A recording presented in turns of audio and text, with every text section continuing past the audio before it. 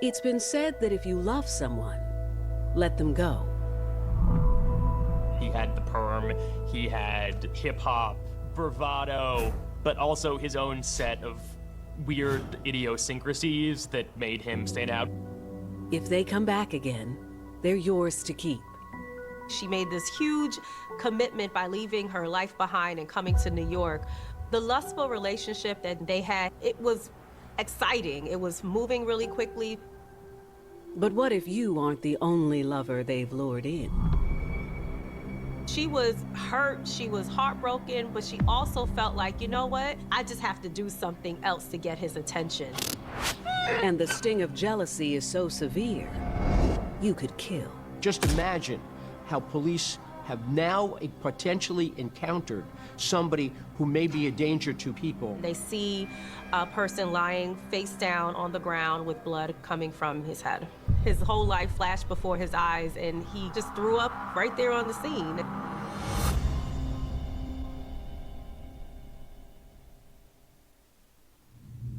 September 22nd, 2006, Fort Lee, New Jersey.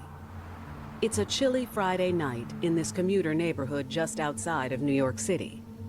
Fort Lee, New Jersey, is at the foot of the George Washington Bridge, and it has a lot of restaurants, it has a lot of local spas and eateries for people to just enjoy themselves when they're coming home from work or if they want to hang out on the weekend. And it's literally right there, beautiful views across the Hudson River, looking at New York City.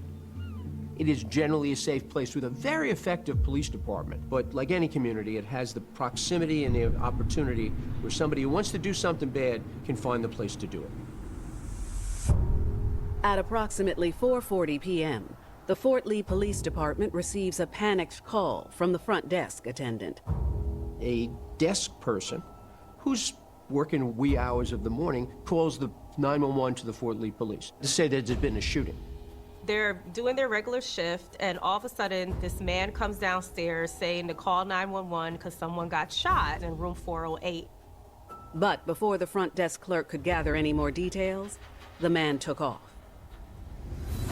The front desk clerk assumed the person ran back up to that room. In his frantic mode, he left the tape on the front desk counter.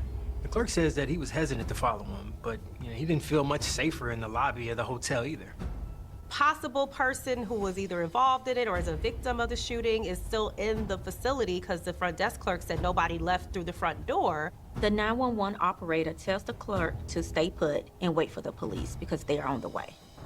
The Fort Lee Police Department is approximately 3/4 of a mile or a mile away from this location. I dare say they were there very, very quickly.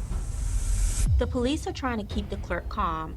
They ask him if he can tell them anything about the man that's staying in room 408. The clerk says all he knows is that the room is registered to a man named Alan Plowden. Alan Plowden and David Taylor, both Florida natives, carved a complex mortgage and mail fraud scheme, manipulated the financial system to siphon off massive sums of money, crafting a life of luxury from ill-gotten gains. So David and Alan knew each other going back for many years. They lived in and scammed people in Miami and Atlanta. David and Alan's criminal partnership spanned many years, thriving in the shadows in the vibrant scenes of Miami and Atlanta, where they perfected their craft and deception and lived off the riches of their elaborate schemes. Their operation amassed a fortune, peaking with a staggering $1.4 million from a single fraudulent transaction. David was in New York with bags of money, literally, and he was looking to have that type of lifestyle in the New York City scene.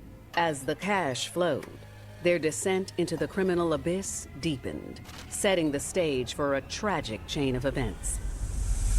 The moment they arrive, Fort Lee police head straight for Alan Plowden's room, number 408, but not without putting a careful plan in play first. The officers are walking into this scene as if there is an active shooter on site. So they have their guns drawn already, and they're making their way up to the 4th floor.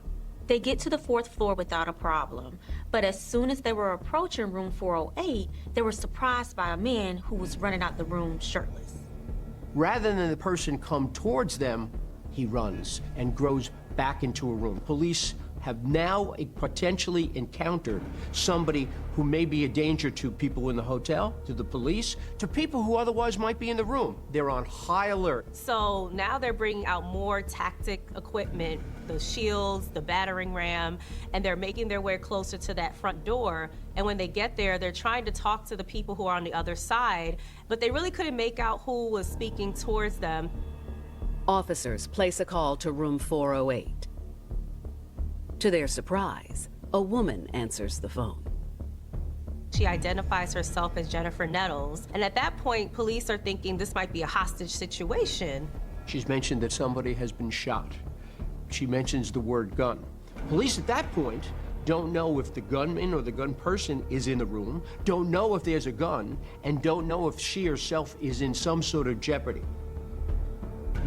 Eventually, she explains that it's herself in the room, the gentleman that the officer saw go back inside the room, Alan Plowden, and then there's a person who was shot that's on the floor.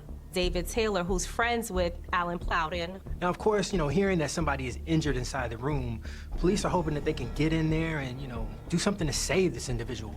But in order to do that, they have to get inside the room. Police have to make instant judgments as to what they do. Are they walking into a trap, or in fact, are they going in to relieve and help people who otherwise might be victims of a crime?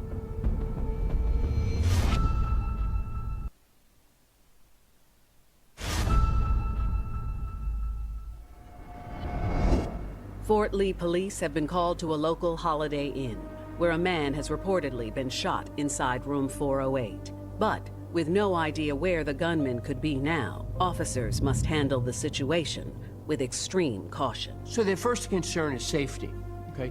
Are they themselves safe? They know there's been some sort of a shooting. They want to make sure that they themselves are not walking into a trap. Although Jennifer is telling the negotiator that the people in the room are who they are, the officers really truly don't know if this is true. They also have a duty.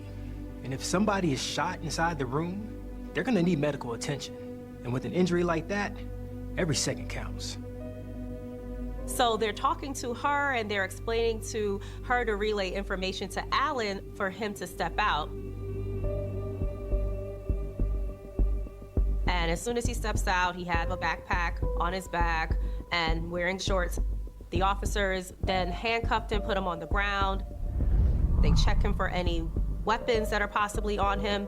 And it seems that his appearance in that less than full garb can assure them that he doesn't have a gun in a pocket and a jacket in some way secreted from them.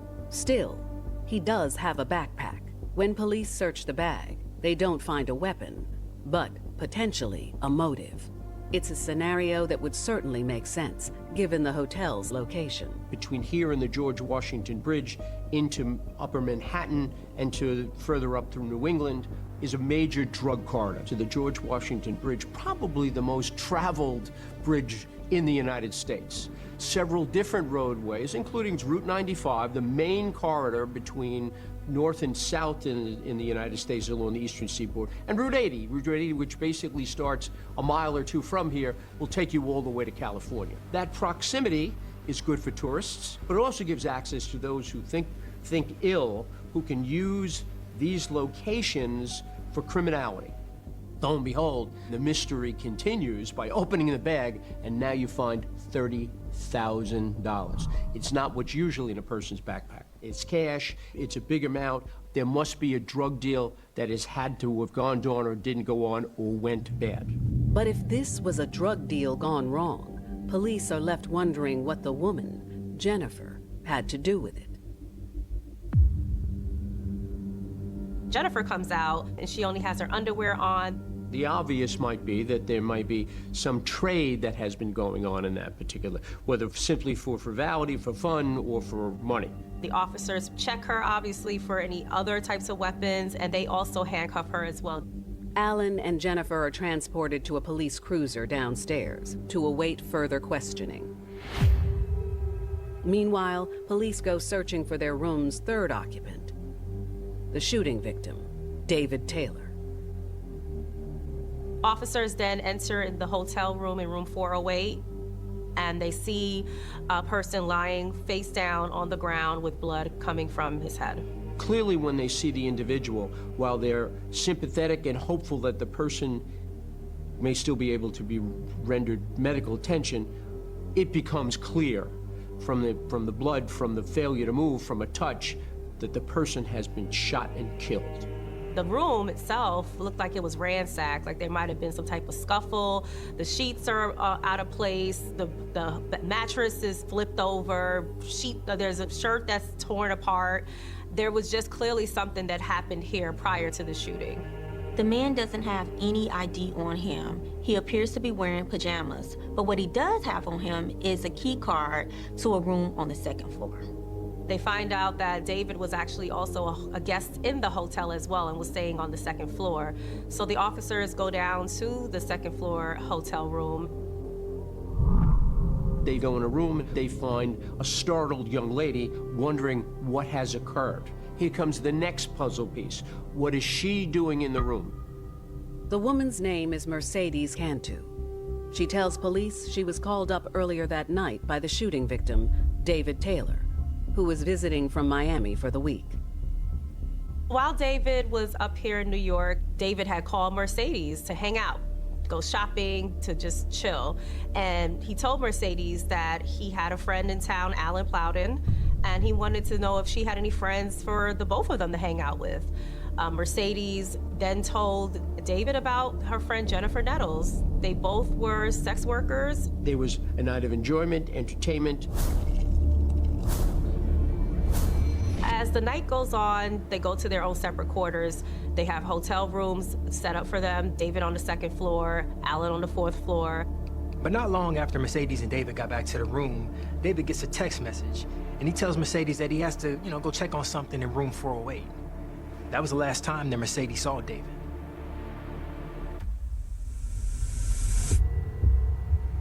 Police bring Jennifer Nettles and Alan Plowden into the station for questioning. Police have to find out what's going on.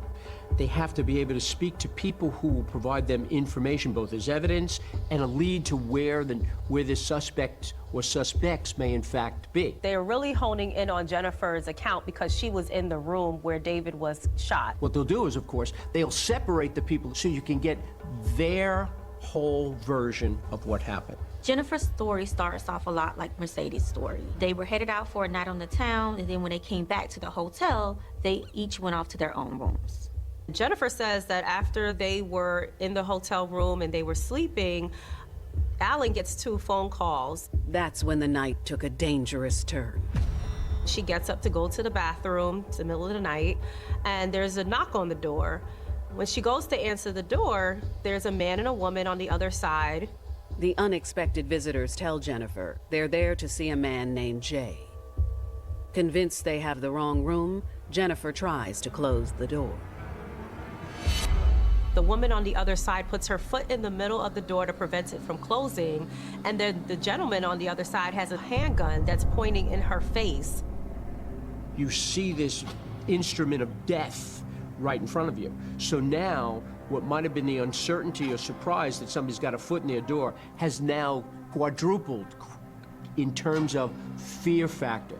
So she lets the door open, and as they walk inside, Jennifer gets shoved into the bathroom with that woman.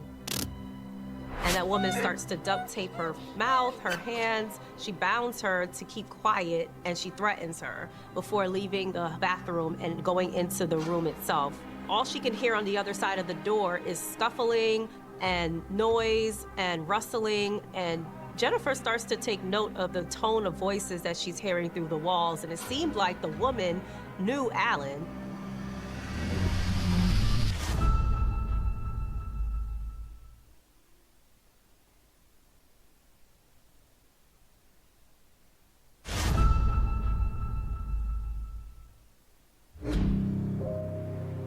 Fort Lee police are meeting with Jennifer Nettles, a witness to the hotel shooting of David Taylor. Jennifer claims she was trapped and bound with duct tape in the bathroom of his friend Alan's hotel room after the two suspects barged in. Can you imagine the fear in Jennifer? Now, she's just listening to what's going on. Alan is in the middle of it with a gun in his face. And then a gun goes off, and people leave the hotel room. What Jennifer's hearing through the wall is not exactly going to help in the investigation. They want to hear more of what happened when they interacted with Alan. Across the hall, police sit down with the second hotel witness, Alan Plowden. Alan tells investigators that he was sleeping while Jennifer was in the bathroom and all the other commotion was going on. When he finally does wake up, Alan confirms Jennifer's hunch. He hears the voice of a woman that he recognizes. He recognizes this voice, somebody he has had a relationship with, who he has spent time with, and who he has spoken to.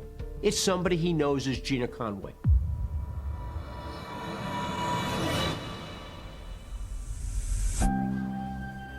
Gina Conway was a 29-year-old exotic dancer who grew up in North Carolina's Piedmont region.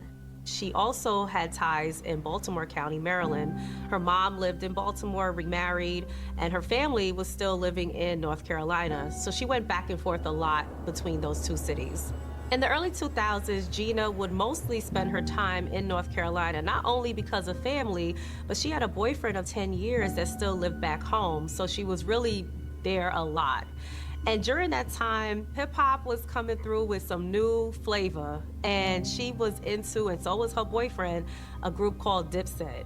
Dipset, which the sort of core group is Cameron, Jim Jones, Joel Santana, and then, you know, you have a lot of other Hell Rel, J.R. Ryder, Freaky Zeke. And there was a lot of people that was in this crew that they were able to make a lot of hit records that are still known to this day. When Gina learned that Dipset was coming through town, she jumped at the chance to get concert tickets with her boyfriend. After the show, she managed to get them invited backstage. Gina's that kind of person that she doesn't have a hard time getting along with people. She has that charisma. She's able to talk her way into any kind of door. So while Gina was backstage with her boyfriend, she happens to meet one of those entourage members, Charlie Wingate, AKA Max Bigavelli, AKA Max B. Max B had that same mix of like sort of classic New York hip hop, bravado, but also his own set of weird idiosyncrasies that made him stand out. He had perm, he had sort of straight up R&B songs. He's a charming guy. Every project he's released in his career has at least a few love songs. He's always talked about sort of emotional vulnerability being like the hallmark of the music he makes, and a lot of that is very flirtatious and romantic. Max B giving her any type of attention really did intrigue her to the point where she might have forgot she was there with her boyfriend. After the concert, Max B and Gina exchanged phone numbers. After weeks of exchanging texts and calls, Gina was finally ready to ditch her life in North Carolina for a future with this alluring new man. So Gina comes up to New York, and she's living with Charlie in his apartment. He's in the studio, he's doing shows at night, he's touring, and Gina's working as an exotic dancer at the Sin City nightclub. The lustful relationship that Gina and Max had, it was exciting. It was moving really quickly. But a relationship with the rising hip-hop artist also came with a lot of heartache. 2 months after Max and Gina realize that this relationship isn't working and Gina moves back home, Max starts blowing her phone up. Baby, come back kind of conversations. She came back to New York, and there was some controversy around his having impregnated a woman. Obviously, Gina's gonna be pissed. Like, why are you wooing me? Why are you trying to make me feel like I'm the only woman when you have a whole situation and a whole baby on the way? So while Gina's trying to figure out everything, thankfully, she gets her job back at Sin City. She was hurt, she was heartbroken, but she also felt like, you know what? If he cared about me enough to bring me back here after I left already, then I just have to do something else to get his attention. Days prior to the robbery, she saw David and she saw Alan at the club and hung out with them, and they wanted to hang out with her because she just had a way with them. In the last few days, Alan and David had enjoyed several more outings with Gina. They went out after that first meetup and hung out where they went shopping at a mall in Bergen County, bought a lot of expensive stuff, and she had a great time with them, and they had a great time with her. And they wanted to hang out with her even more times after that. But never would Alan have thought the next time he saw Gina, she'd be robbing him. Alan tells investigators he's thinking he might be dreaming because he's hearing Gina's voice in this hotel room, but when he opens his eyes, he has a gun in his face. And a man who's holding the gun, he doesn't recognize him, but he also notices that the gunman has a scar on his cheek. The guy with the gun is asking him, where's the money at? And he's like, what money?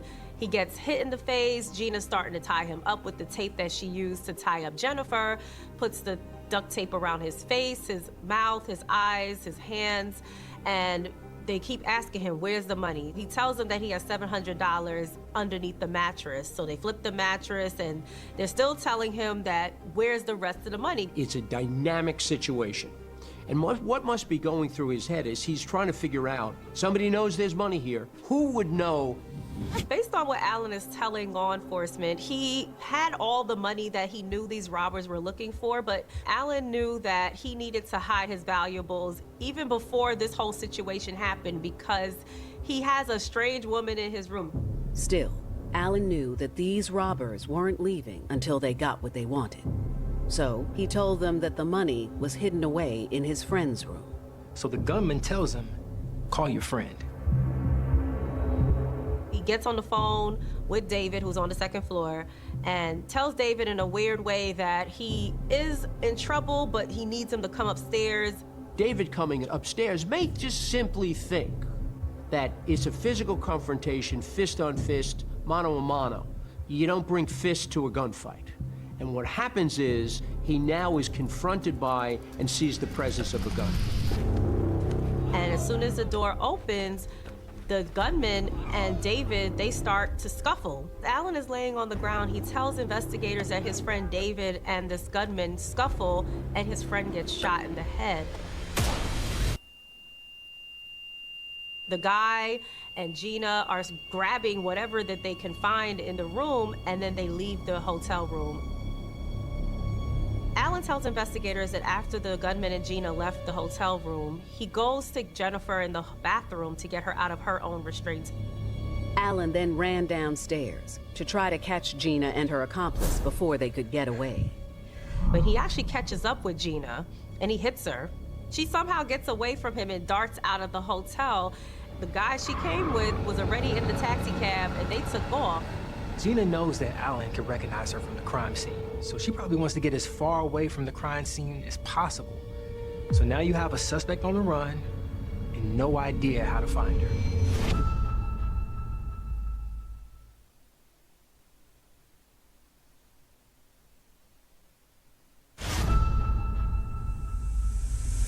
The survivor of a Fort Lee hotel robbery turned murder has just identified a viable suspect in the case. But so far, police have no leads on where 29-year-old Gina Conway could have fled from there. As investigators are trying to figure out where's Gina, who she was with in this cab, developments start to come in. Hotels were among the first places to really have cameras because they have to protect themselves from their own liability. Stuff happening at a hotel. They weren't everywhere as you see it these days. So the police were able to at least get the license plate and the cab numbers that were called to chauffeur Gina and whoever else around that night. And they were able to track down the cab driver. Investigators asked the cab driver what he remembers from the night he drove Gina and her companion to the hotel. You find the cab driver. You find the cab driver's location. You find the log that he might have. And with that, now you've got names. The driver tells them that he picked up Kelvin Learnham, and that person told him where to go. It was different locations. They stopped at a gas station and ended up at different Holiday Inn locations until they found the right one on Route 4. He says that when they finally got to the right hotel, they asked him to wait for them. And Gina said, they'd only be a few minutes. The cabbie said that he wound up waiting about an hour, and when they emerged from the hotel, the guy had changed his clothes, and they were both carrying bags. The man gave him an address back in Harlem, and that's where he dropped both of the passengers off. So now investigators have Gina Conway and they have Kelvin Leardom, who are the two people inside the taxi cab that was driving around. But when police trace the Harlem address back to a public basketball court, it seems like a dead end, until they realize the address is just blocks from another location that's come up in their investigation. Police then start doing more investigating, and they find the Sin City address to where Gina was working. Police drop in on the club where Alan Plowden told them he met Gina just a few days earlier. It's there they uncover another valuable clue. Now, police are looking through her records from the club, and they find that she's listed an unknown address as her place of residence. This isn't the hotel address, it isn't a family address. I mean, it's not even her ex-boyfriend Max B's address. But it does turn out to be the address of a coworker, Turon Golston. According to co-workers, Turon is a bouncer for the club. Gina saw him like a big brother, someone she could confide in, someone who would protect her. Police immediately head for Turon's address with a warrant in hand. But when they arrive, there's no sign of Gina, but there's plenty more of interest. They found a lot of things that were taken out of the hotel. They found Alan's cell phone inside of Turon's apartment, so they got a subpoena for that. The police also find Alan's clothes and laptop in Turon's apartment.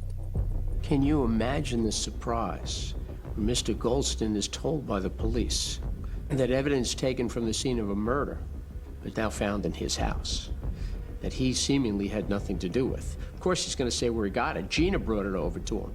Turon doesn't seem to have any information about the items that are in his house. And he's missing one key piece of evidence attributed to the shooter, a scar on his cheek. It was clear that Gina had been here recently. Now police just needed to wait for her to come back.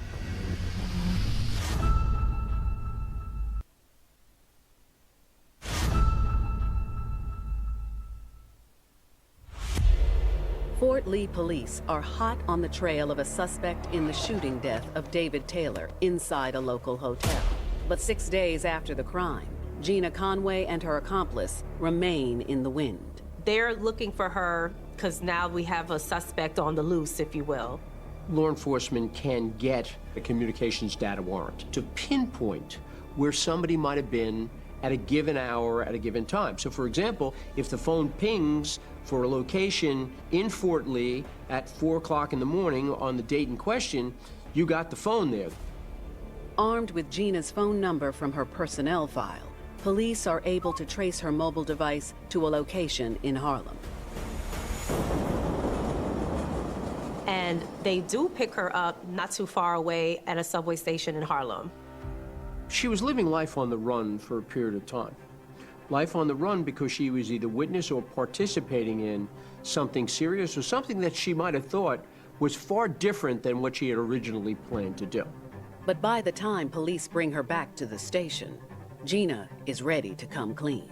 She gets into the precinct, and investigators are kind of shocked because she's just willing to tell them anything. She didn't ask for a lawyer, and she just starts talking.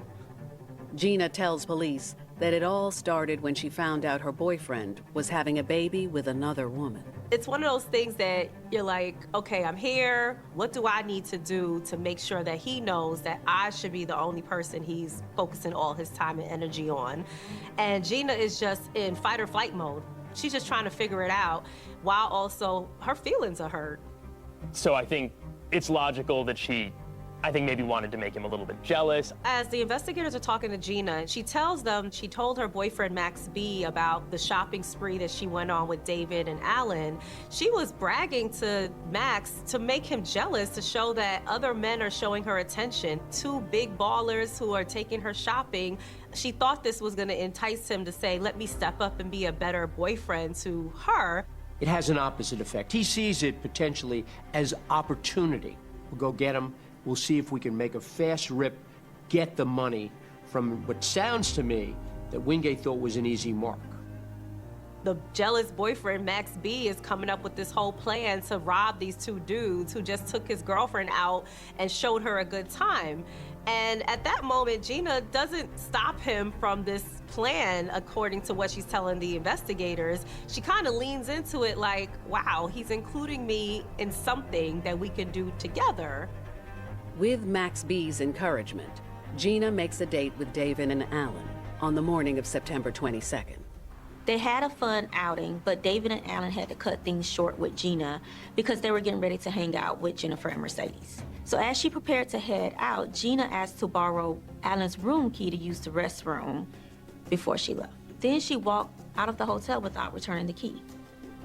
Gina tells investigators that they all met at the park to really plot out this plan.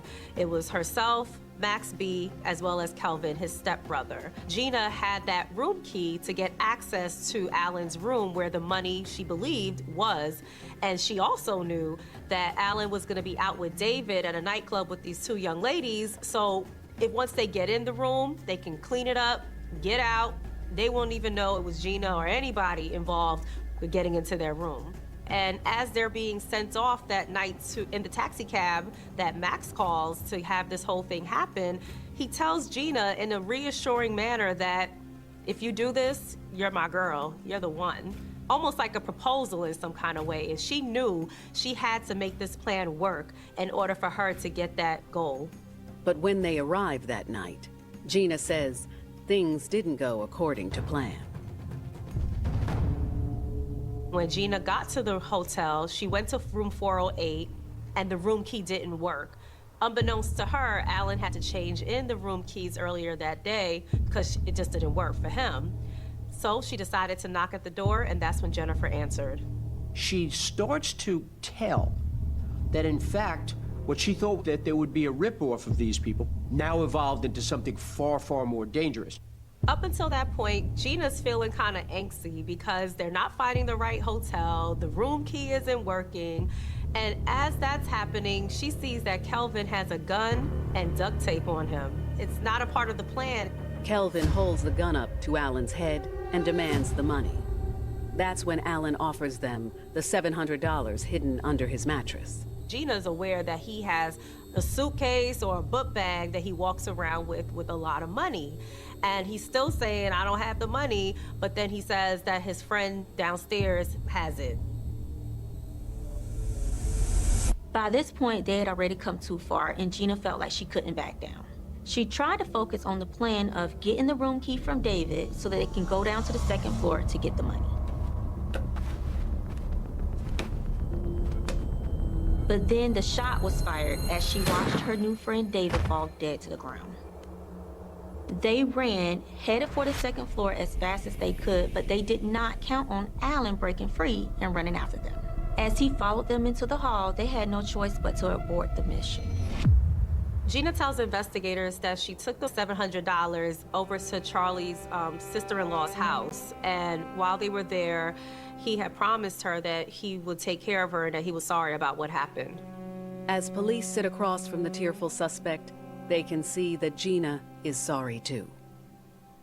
Nevertheless, on this day, Gina was charged with manslaughter.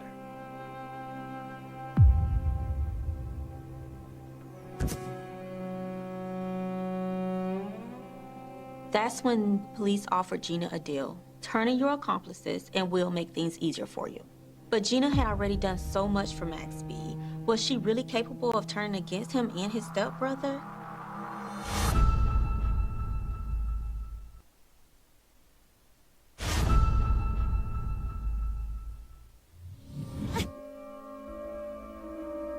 Gina Conway has just confessed to her part in the robbery and murder of David Taylor inside a Fort Lee hotel room.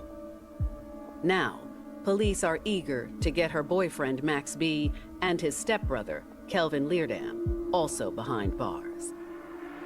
They subpoena everybody's cell phone that they had a suspicion of being a part of this crime, Kelvin's especially as well. And so at that point, the police are putting 2 and 2 together. Cell phone towers are pinging. It shows that Gina, Kelvin, and Max and the taxi cab driver were at that gas station at the time that she said they were. And it also shows that Alan, Gina were at the hotel with Kelvin all at the same time when the robbery did occur. Coupled with Alan Plowden's statement about the shooter having a scar, police are able to arrest Kelvin Leardan. Police then apprehend Charlie Wingate, and he is charged with murder. And when they talk to him, he's not giving them anything. He's tight-lipped, doesn't even say that he knows anybody involved in this case. Without anything directly tying Max B to the crime scene, police know his conviction hinges on Gina's cooperation. It's a homicide, it's a robbery, it's a felony murder. Those type of ties, once you are acting in concert, you can equally get the same amount as somebody who pulled the trigger. Kelvin and Max B were facing life in prison without the possibility of parole. Cooperators, people who are involved in the crime, who ultimately agree to testify on behalf of the state. The strength or the weakness of that witness is often measured. Gina's story matched Plowden's story, matched Jennifer's story, without them being any connection really between them that would lend to them telling and making up a story together. Because Gina was able to dime out her boyfriend and Kelvin, who was the shooter in this whole entire case, she was able to negotiate a lesser sentence of only 15 years flat. On June 9, 2009, Max B. and Kelvin Leardan are found guilty of felony murder, armed robbery, and conspiracy. They were convicted of each and every one of the crimes, which included weapons, which included a kidnapping that they factored into, or coercion that they held them in. A judge could very well, and did in this set of circumstances, sentence them consistent with their roles. Gina was a facilitator. Wingate was the mastermind, but the greatest damage was done by the shooter. Kelvin received a maximum life sentence, and Max B was sentenced to a very extensive sentence of over 50 years.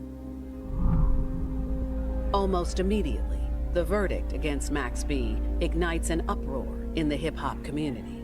People are looking at it as, oh, this man's entire life. So that naturally sent shockwaves within hip-hop. There was also a perception that the severity of his sentence was not, to some people, reflective of his level of involvement in the crime in question. There's this whole Free Max B movement that has percolated after he was sentenced, and it's continued throughout the years. The movement has led to moderate successes. Kelvin tried his attempt to get a reduced sentence. That didn't work. Gina tried to get her sentence reduced, even though she already had a negotiated plea. That was rejected as well. Max B was the only person whose post-conviction review ended where there was a reduced sentence. Max B. gets his conviction lowered to 20 years. He is set to be released in 2025. When he got his sentence reduced, hip-hop fans of his and others felt there's gonna be a future of Max B to come as soon as he gets out. He's released music through a few different sort of smaller independent labels. He doesn't talk a ton about exactly how he records the music, the new music. There's lots of rappers who, while incarcerated, have recorded songs over a phone in prison, and it's not clear if that's what Max is doing. He doesn't really address the case that explicitly. He's done a lot of love songs. He's maintained his innocence, maintained sort of a positive outlook on, when I get out, things are gonna be great. Gina thought that he really wanted to be with her, but his intentions, as she saw that first day, were not genuine. I wish that Gina packed her bags and went back home to where her family was and try to win back that gentleman that was with her for 10 years so that she could have had a different outcome at life. Unfortunately, she wasted 15 years behind bars because of a man that she thought was for her, and she did all this for her man that was not ever really her man. A firm grasp is good when you're climbing a mountain or shaking hands with a stranger. But trying to hold onto a love that is slipping away will only send you both crashing over the edge.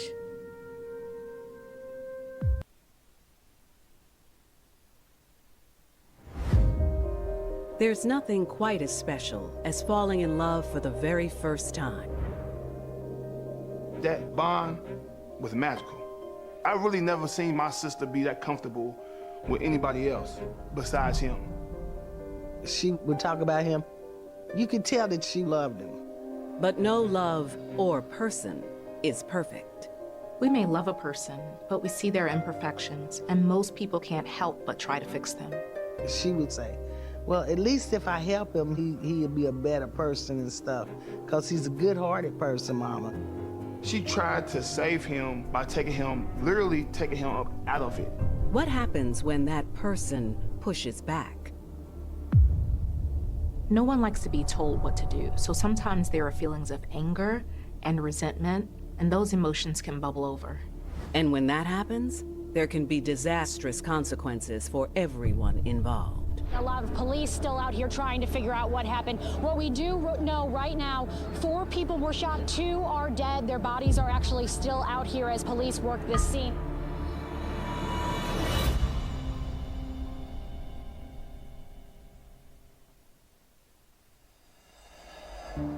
May 17th, 2012, Louisville, Kentucky. Louisville is a beautiful place to me. There's a lot of wonderful people, but at the same time, like many cities across the United States, it has its challenges. I think there's a lot of disparities in Louisville. We still have a very segregated city in the fact that the West End and the East End have very different demographics, and I think that impacts things. For many years, we have struggled with the violent crime issues here. 32nd and Greenwood is a place that there are, unfortunately, shootings on a regular basis. And this day is no different. Shortly after 1 p.m., gunfire erupts. 911, I've heard you, Johnson. What's your emergency? Location of the emergency. Someone's been shot. I'm in Louisville, Kentucky on 26th. Okay, is it a shooting, ma'am? Not breathing. Okay, ma'am. 911 is flooded with calls reporting a shootout. Numerous police officers are dispatched to the corner of 32nd Street and Garland. When they arrive, they find multiple victims, 2 who appear to be deceased. They really don't know who the victims are and what happened, so they set up a perimeter and begin the investigation. Police scanners are quickly filled with reports of the shooting, attracting the attention of reporters, including Jamie Weiss. I, on that day, was actually working on a different story. We weren't having much luck. So when the call came out on the scanners about a shooting, we were the crew that was assigned to go to that scene and find out what was going on. I think they may have told me that there were several people involved, but outside of that, when you hear shooting, you go and you don't really ask any more questions until you get there and figure out what's going on. When Jamie arrives on the scene, she is startled by the number of bystanders. There were a lot of people out. It almost seemed like a large majority of the neighborhood was out there, and it was of every age. There were children out there, there were adults out there, a large crowd, which was really unusual. After talking to police officers, Jamie goes live to report numerous victims. We actually just spoke with police, Dawn, to try and clarify exactly what happened. Let me show you the scene here. 32nd between Greenwood Avenue and Kentucky. A lot of police still out here trying to figure out what happened. What we do know right now, 4 people were shot at. Towards the end of that live report, there was a woman who had shown up, and she was very emotional. She was making a lot of noise. I referenced that in my report. I was not able to make out what she was saying. I honestly was focused on doing my report and blocking that out, honestly, because it was so loud. But I know that she was being held back by somebody else and kind of waving her hands in the air. We went off the air. We were recording right in front of our truck, so we were only a few steps away from it. The woman that had been screaming stopped screaming, as far as I was aware, and we couldn't see her anymore. Jamie and her cameraman reached their truck and prepared to record some video of the scene. The photographer I was working with was getting his camera ready to shoot video, and the next thing I heard were some pops. Startled, she gathers her senses and jumps into the back of the van for cover. I was terrified when I realized they were shots. I didn't know where they were coming from. I didn't know if bullets were gonna come through the van.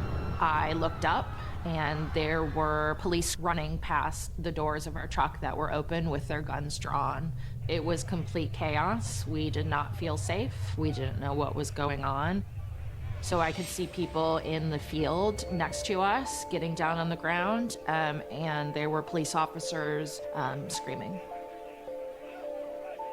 Jamie quickly shifts back into reporter mode and chases down witnesses and police officers. She learns the shooting is connected to the woman who was screaming during her news report. It's just a horrific tragedy for the community. 6 people shot in one day. And police have no idea what in the world is going on. Who are the victims and why have they been shot?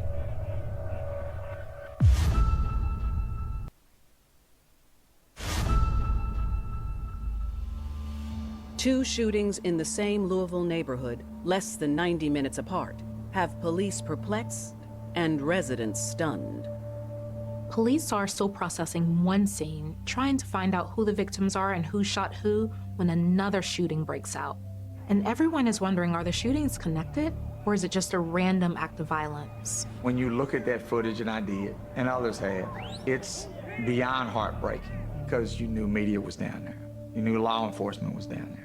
And it's the unthinkable that happened, to be quite frank with you, that you couldn't imagine that that could occur in that fashion.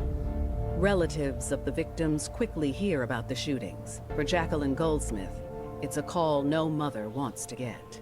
That day, May 17th, 2012, I see my girlfriend in the store. She's at the store too, and we're talking. And I get the call that something's went down on 32nd with Chitara, and we left. The next thing I know is I call my husband and tell him what's going on. Desperate to learn what has happened to her 24-year-old daughter, Chitara, Jackie and her friend race to the emergency room. Well, as we're driving to the hospital, I'm telling my girlfriend, my baby might be dead and all of that. And she says, oh, you don't know that yet, Jackie. We got to get to the hospital. But at the hospital, no one will tell Jackie what has happened. They wouldn't give me no information for a while. They wouldn't let me see her or anything. It was rough. And all I could think about was, is my daughter alive? Is she going to make it?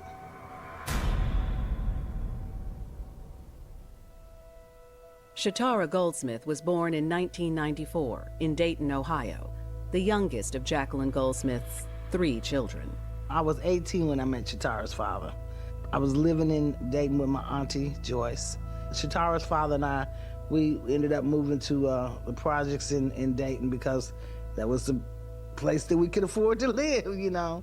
So after a few years, my husband got involved with a bunch of stuff that was going on out there, and so it wasn't a good environment for my children. So I left my husband and brought them back here to Louisville, Kentucky.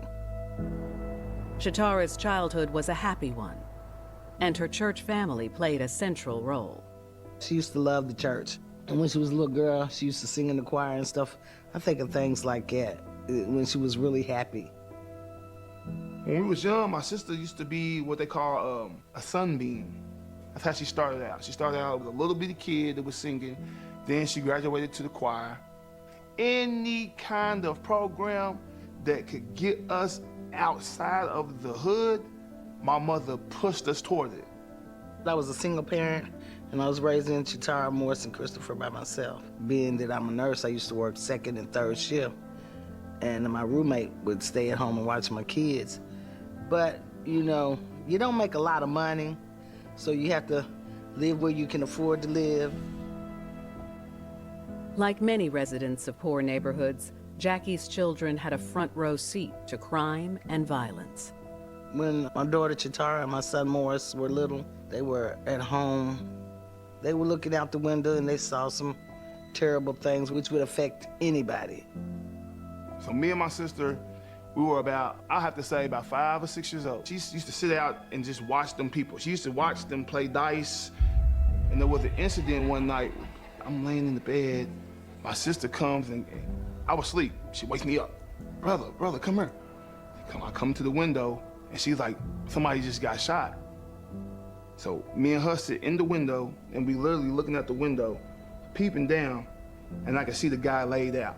I really think that impacted her very negatively. I think it like stifled her vision of the world, seeing somebody get taken so easily, and her being so young, it changes how you look at things. That was a very pivotal moment, because I think that's the moment where she changed, where her outlook on life, period, changed. Despite her early brushes with violence, Shatara was determined to make the most out of her life. Shatara attended Jefferson Community College. I think she was going for business administration. She had a job at Kroger's. She was in the bakery. In early 2012, Shatara began dating 22-year-old Craig Bland Jr. And he was a nice little young man. She brought him to the house. He was very respectful and everything. The first time I met Craig, it was on Christmas. It was on a Christmas day, and my sister called us and stuff. She's telling us like, yeah, I'm bringing my boyfriend through, right? So we like, man, who is this guy? You know what I'm saying? He had a quiet demeanor, but I didn't feel any bad vibes from him. He was just chill. We ended up eating and chilling. Man, it was a good day. He was a good guy. Shatara told me that she liked him and she was trying to help Craig because, you know, he didn't have no mother and father. So that's what drew Shatara to Craig. Like many in the neighborhood, Craig had witnessed more than his share of violent crimes, including one incident when he was 15 years old. What happened was CJ was going to school one day.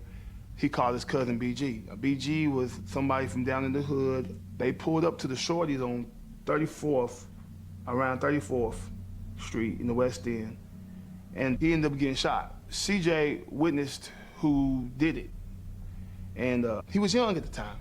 He ended up having to go to court over it, and he ended up getting on the stand and telling on who the guy was. So of course, you know, that gets you labeled a snitch in the streets. Everybody turned against him. It messed him up, and it was really impactful for him, man. Changed dude's life, man. I think about that a lot. No one's gonna accept you doing things the right way.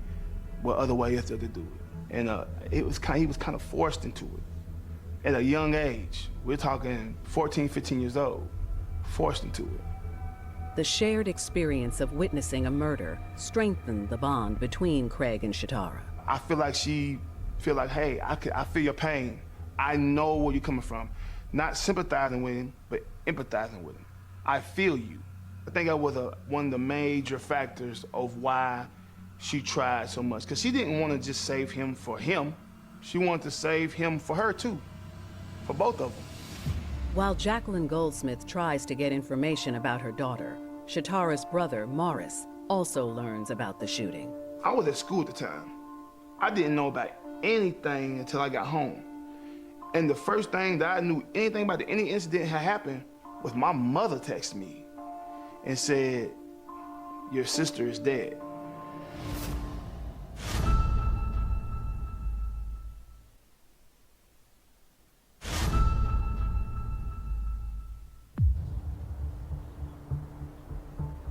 As Louisville police work to uncover the motives behind several shootings in the West End, family members struggle to learn the fate of their loved ones.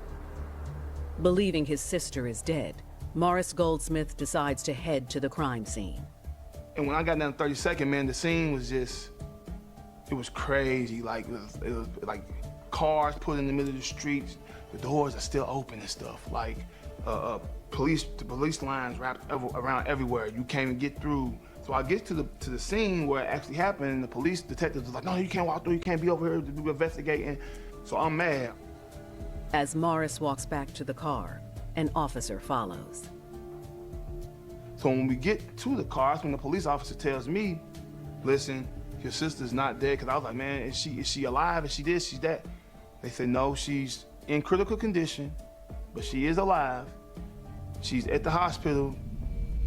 Morris races to the hospital and finds a scene that is equally chaotic. Morris asks to see his sister, Shatara. He's told she's in surgery, and in critical condition. My brother's already up there. And when I say my brother was like breaking down, he was like breaking down so bad because this is his little sister.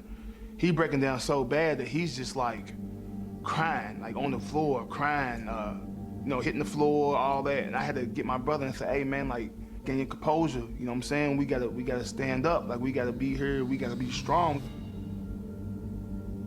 You can feel all the tension in the air. And I was scared that Shatara might not make it. And I was upset that all these people had died. It's kind of hard to explain. It's like you're there, but you're not there. And I remember my stepmother saying, she's gonna be all right, Jackie. We're gonna pray for her. After several hours of nervous waiting, the Goldsmith family finally gets good news from the doctors. Shatara is out of surgery. It appears she'll make a full recovery. But their happiness is short-lived. Police inform them that Shatara was wounded after killing another woman. They said Shatara shot the girl, and that's why the police shot her. And I was like, but why would Shatara just do that? You know what I'm saying? And then I said, something's got to be wrong, because it's not something she would just do just to be doing. I said to myself, in order for her to do something like that, something had to really, really, really been wrong. By now, investigators at the scene speak to witnesses and identify the woman Shatara shot as 24-year-old Makiba Lee. Makiba was born in West Louisville and grew up in the Parkland neighborhood. She was a happy child and always smiling. She loved to read and play games with family and friends.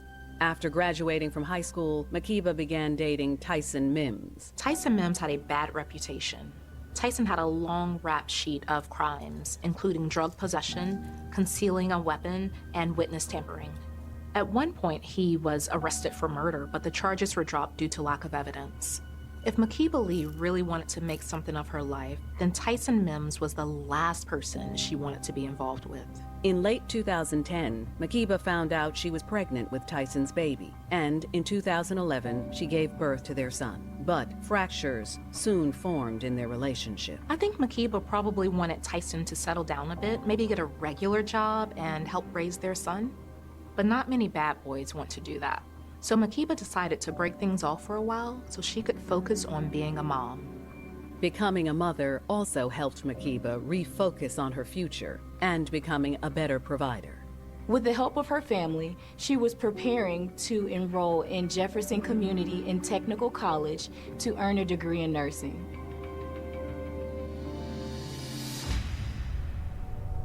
Back at the scene of the second shooting, detectives struggled to uncover a motive. Detectives go back to the hospital to interview Shatara, but she's not in any condition to answer questions. She suffered several serious gunshot wounds and lost a lot of blood. And as a result, she was heavily medicated by doctors and slept most of the time. So she was really of no help in the investigation. Investigators working the first shooting continue questioning witnesses and are finally able to identify the two male victims as Craig Bland Jr. and Tyson Mims. How did Craig and Tyson end up dead?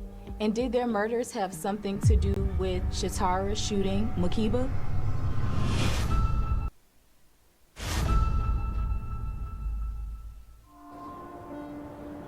As detectives question more witnesses at the crime scene of the initial shooting, they're finally obtaining enough information to put some of the puzzle pieces into place. Several witnesses said that Tyson pulled up at CJ's house, hopped out of the car, and pulled out a gun.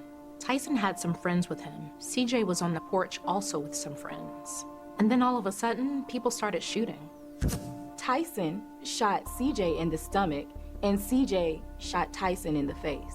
Both CJ and Tyson sustained very serious wounds, and both are dead before paramedics arrive on scene.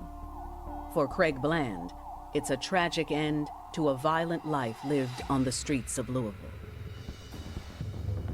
Craig and Shatara had only dated for a few months when the relationship moved to the next level. Craig was one of her first serious boyfriends. And I think that was her first real adult relationship she had. CJ and Shatara's bond was magical. She felt compelled to be there for him, no matter what. And she lived by that, no matter what.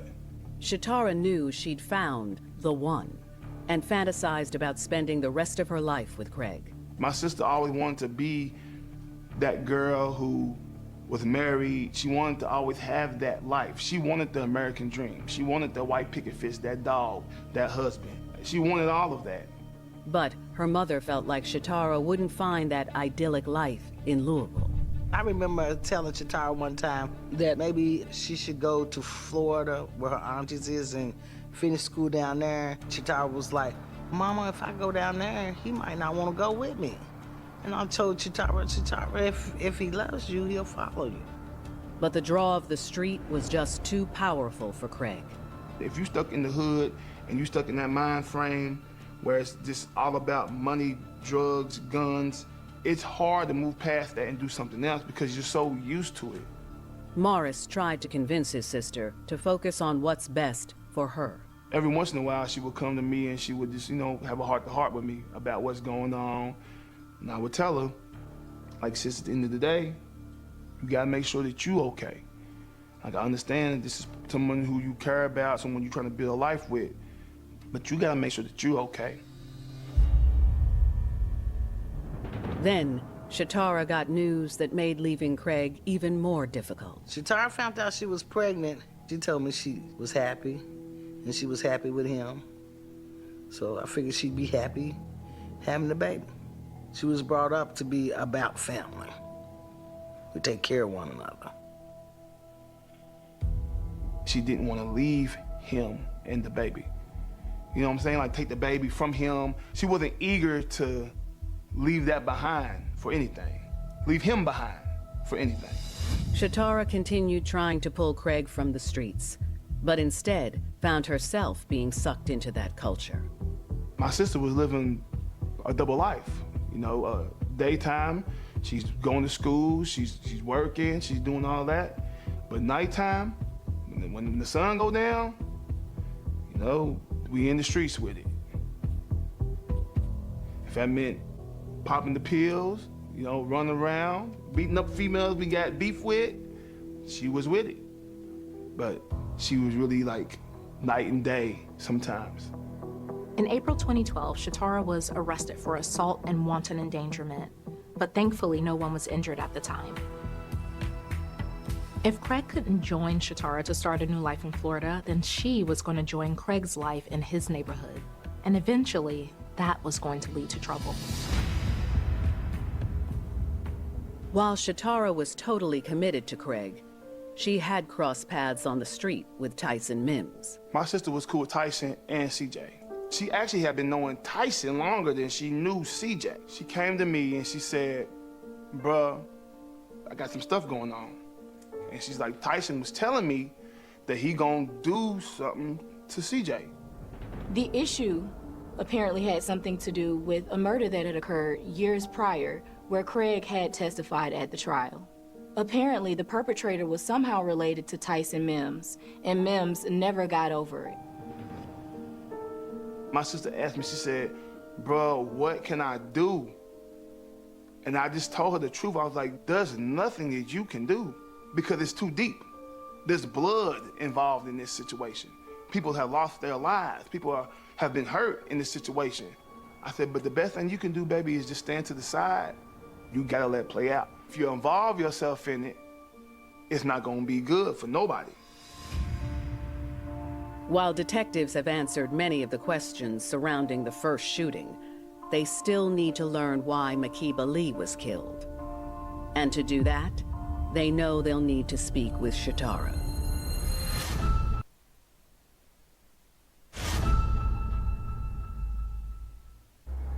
The shooting of a civilian by a police officer sparks an immediate internal investigation by the Louisville Police Department's Public Integrity Unit. Anytime there's a police-involved shooting, which means that a police fired their weapon, there's an internal investigation to make sure that the detective or the officer has done everything in accordance with the law and policies.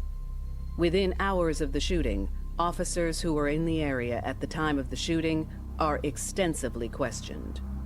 The investigation determines that sometime after the initial shooting, Makiba Lee arrived at the scene and wanted to see her boyfriend. There was an officer whose job was to prevent anyone from wandering into the scene and possibly contaminating evidence. And he described a woman who approached him and asked, "Who got shot? Who got shot?"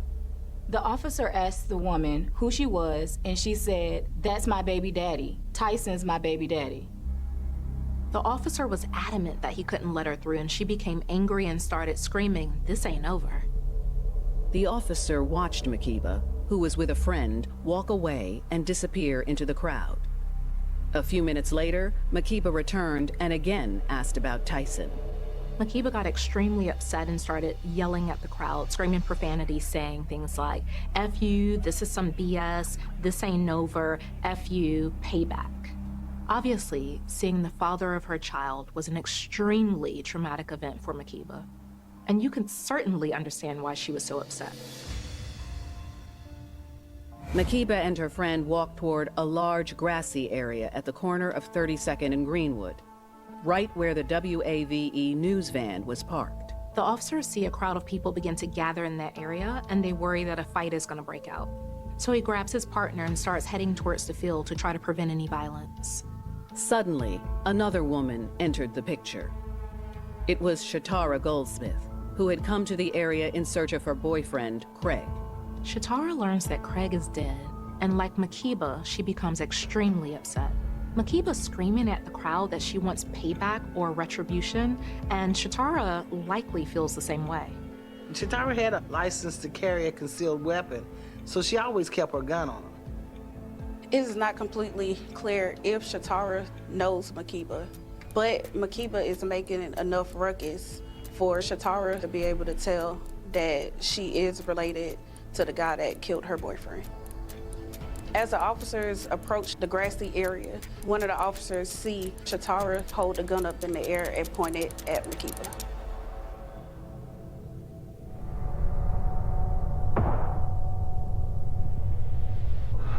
There are over 30 people in the general area, and they scatter everywhere. Of course, officers are trained to respond differently than regular people. The officers screamed verbal commands for the woman to drop the gun. The two officers are saying, drop the weapon, police." At the same time, they are lining up a shot to take out the shooter if they have to. Shatara stood above her, continuing to fire bullets into her body at nearly point-blank range. Everything just clicked off, and she pulled that gun out, and she shot every bullet she had into that girl. She just keeps firing at Makiba. The officers, they describe it as an execution. One of the officers, he maneuvers his body so that he can have a clean shot without hitting an innocent bystander. The officer hit Shatara in the leg. Suddenly, she then turns toward him, her gun pointed straight at his chest. The officer immediately realizes that he is in her sight, so he fires 2 more.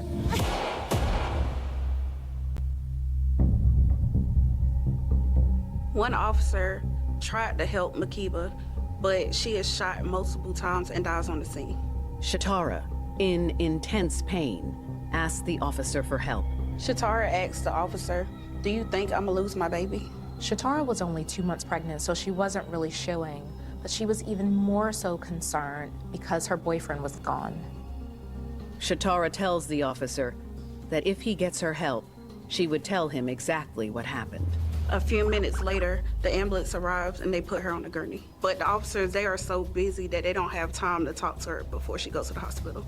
The internal investigation clears Louisville police officers of wrongdoing, determining that they were justified in using force to disarm Shatara. So Shatara just murdered a woman in cold blood and was also a risk to many people nearby.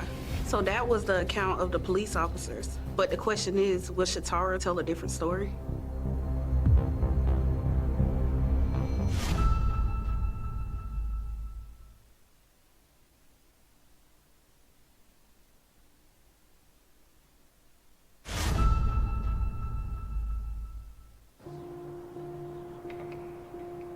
After fatally shooting Makiba Lee, Shatara Goldsmith is herself shot by a Louisville police officer.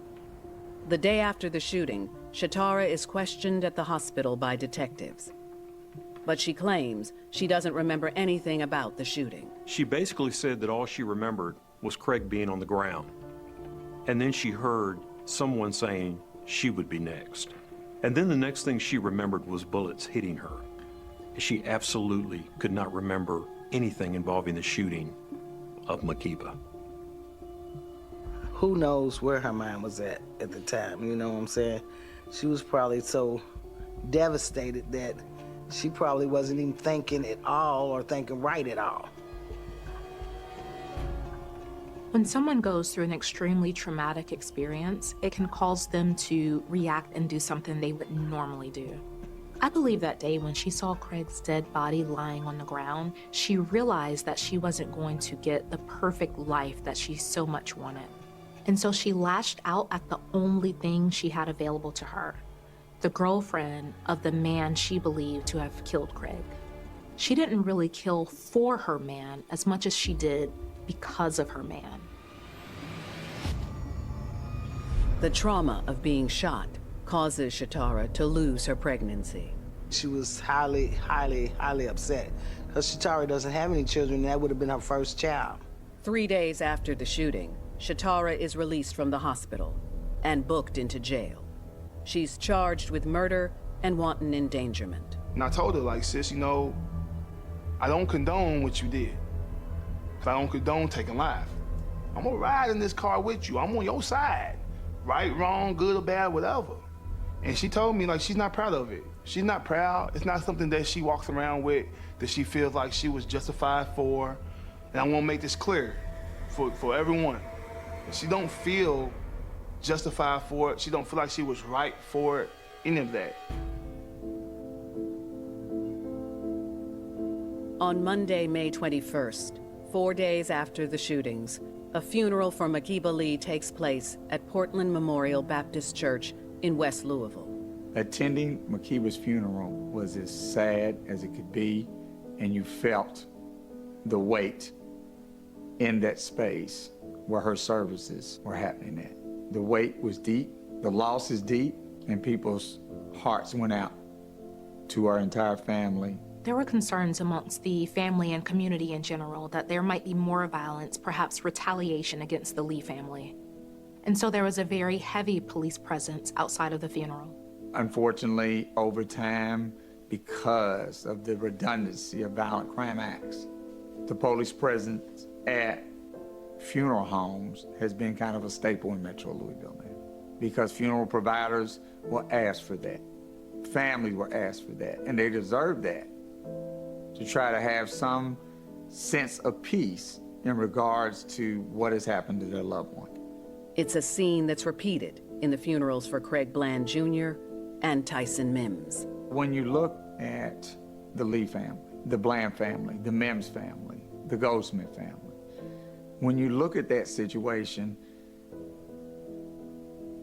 from my perspective, you gotta look at it from a perspective of devastation across the board.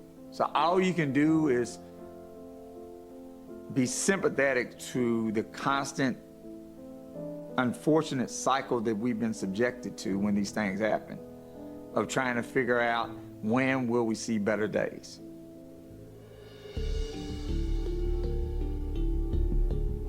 In March 2015, Shatara enters an Alford plea to the charges against her. An Alford plea means that you don't take responsibility for what happened, but you understand that there's enough evidence to show that you were responsible. For some, the plea raises eyebrows. There was enough evidence of what happened and what she did. Everybody saw it. But the court system in this country works in weird ways that are hard to understand. There were a lot of people involved in that violence, and a lot of those people live in that neighborhood, and that violence continues. So even though a lot of people saw it, that doesn't mean after the fact that they felt safe saying what they saw. The Commonwealth attorney said that if they would have took this case to trial, that they probably would convict her of manslaughter. instead of murder. Shatara is sentenced to 25 years in prison, with the possibility of parole after 20. Makiba's mother, she was so frustrated about the light sentence for such a cold-blooded murder that she called it a slap on the wrist. I don't think Shatara got a slap on the wrist. I don't think she got a slap on the wrist at all. And I understand that once your child dies, that child is not coming back, but there are circumstances to everything. And I know that Shatara didn't do it purposely, that she snapped, that was something that she didn't mean to do. And so I don't think 25 years of her life or 20 years of her life is a slap on the wrist.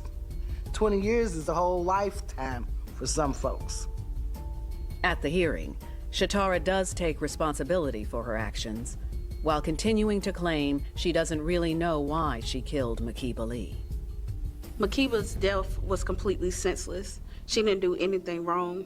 The only thing she was doing was mourning the death of her man, so she had no reason to be killed by Shatara.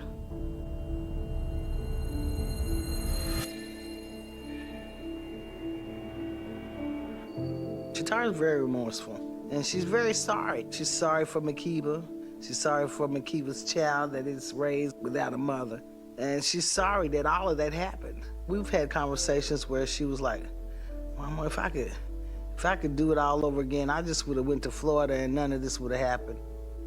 Shatara is serving her time at Kentucky's Correctional Institution for Women, Pewee Valley. But her popularity among prisoners doesn't prevent her from getting into trouble. In fact, it seems to add to it.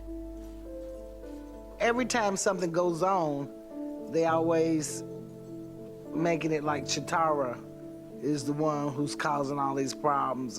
They put her in the hole a lot and everything, because she is opinionated and she tells them, you know, that she's a human being and she has rights. And when she tries to stick up for her rights, then they want to stick her in the hole all the time. Those who understand 2012 can never erase it from their mind. It will go down as one of the saddest, heartbreaking days in Louisville Metro history. Simple as that. There's no other way to describe it. Not from my perspective. This was one of the deadliest and most violent days that we had experienced. And so after that, the mayor put together a task force to deal with the crime in the city and in the Parkland neighborhood, in those neighborhoods that repeatedly see the crime, pulled together a lot of members of the community to come up with some solutions to stop it. But solutions have proved elusive. So did 2012 and that earth-shattering devastation change the behavior? Not necessarily so.